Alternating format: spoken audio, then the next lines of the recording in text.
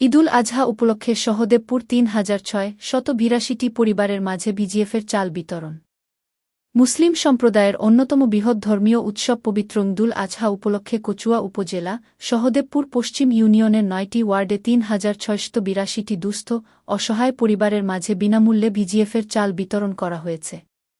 বুধবার ২৮ মে সকাল থেকে সহদেবপুর পশ্চিম ইউনিয়নের নন্দনপুর উচ্চ বিদ্যালয় ও দারাশাহী তুলপাই উচ্চ বিদ্যালয়ে চাল বিতরণ করা হয়। ঈদ উপহার হিসেবে প্রতিটি পরিবারকে ১০ কেজি চাল দেওয়া হয়েছে।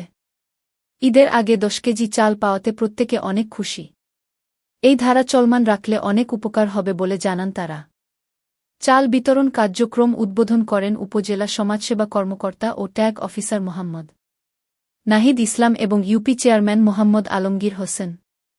ওই সময় আরও উপস্থিত ছিলেন ইউপি সচিব মোহাম্মদ জসিম উদ্দিন মজুমদার, ইউনিয়ন বিএপির সভাপতি মোহাম্মদ নবী উল্লাহ পারভেজ, যুগ্ম সাধারণ সম্পাদক হান্নান প্রধান, ইউপি সদস্য মোহাম্মদ আল্লাউদ্দিন, মোহাম্মদ রফিকুল ইসলাম, মোহাম্মদ মোখলেছুর রহমান, মোহাম্মদ হান্নান মিয়া, আব্দুল মান্নান, গোলাম খাজা, মোহাম্মদ মনির হোসেন, শাহজালাল সিকদার, ইউপি মহিলা সদস্য মোসাম্মদ লুৎফা বেগম এবং ইউনিয়ন বিএনপির সিনিয়র নেতৃবৃন্দের মধ্যে মোহাম্মদ জাকির হোসেন পাটোয়ারি, মোহাম্মদ স্বপন পাটোয়ারি, বাবুল পাটোয়ারি, আহসান পাটোয়ারি, মোহাম্মদ মানিক প্রধান, খোরশেদ আলম রাখাল সহ অনেকে।